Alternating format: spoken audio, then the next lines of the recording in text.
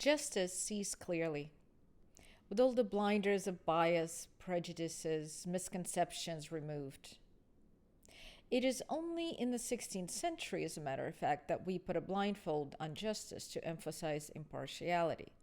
Up until that point, she used to have her eyes very wide open. She saw and she knew everything, no matter how much we tried to hide.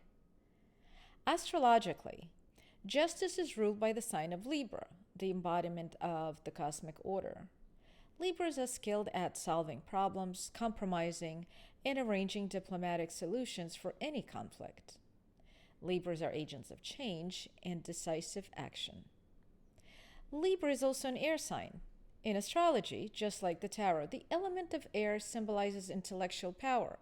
Thus, it is solving the greatest riddle with which every man is presented. Who are you? In the Kabbalistic tree of life, justice is a path between two sephirot, Tiferet, beauty, representing heart, and Givorah, severity. So, just like the ancient Egyptian myth, justice is symbolized by Ma'at, the goddess of law and truth. Her rule was administered by the god Anubis, who was weighing the hearts of the deceased against a feather. If the heart proved to be lighter, the deceased may proceed into the afterworld. Coming in at number 11, right after the Wheel of Fortune, perhaps Aleister Crowley in his tarot deck got it right by naming this card Adjustment. Once we understand the wheel, we can adjust it in either direction to keep it centered. Sometimes, as Justice's sword suggests, the process is not pleasant. This sword cuts away at all which is not necessary. It is quite severe in experience, though no punishment is implicit. Rather, it is similar to the self-assessment that we as souls conduct after passing.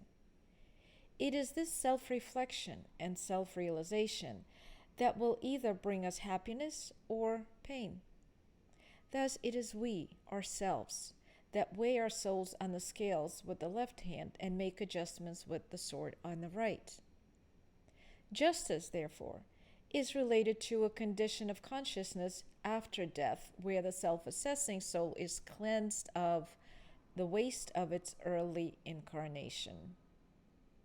If you think that's deep, examine the Hebrew letter associated to the card, Lamed, which in Hebrew means teach. After all, the conscious maintenance of balance is definitely a learning process.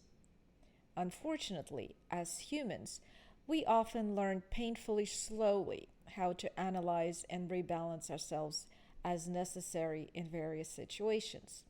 The more we learn of the inner worlds, however, the more subtle and difficult it becomes for us. Perfect balance is a formula so precise. No wonder the Egyptians symbolized it as a human soul weighed against a feather. Even the numerological significance of 11 is magnified in this card. The two ones, one might say a mirror image, or quite opposite, when combined give us 2, the number of harmony and form. Justice is shown as the Egyptian goddess Ma'at, with outstretched wings. She is holding hanging scales in her left hand. On the one side of it is an ostrich feather, and the other a human soul. It's quite a similar image as we have in the Fool, a vague lit-up mask that represents the soul. If the soul is lighter than the feather, the person crosses into the afterworld. On her head, she has an ostrich feather as well. In her left hand is a raised double-edged sword representing Givorah. After all, justice is the path between Tiferet and Givorah, and it's ready to cut away what's no longer needed.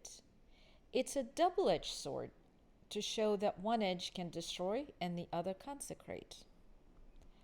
The scales are black, representing Binah, restriction of form and time.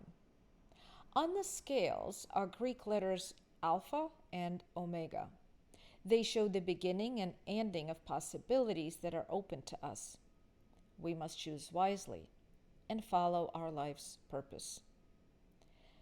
Justice, or Ma'at, stands on top of Anubis, the Egyptian jackal god. At her left foot is an open book. Lamed means teach in Hebrew, and justice is meant for us to learn from one life to the next. Finally, the background is green because it's associated with the planet Venus, which rules Libra.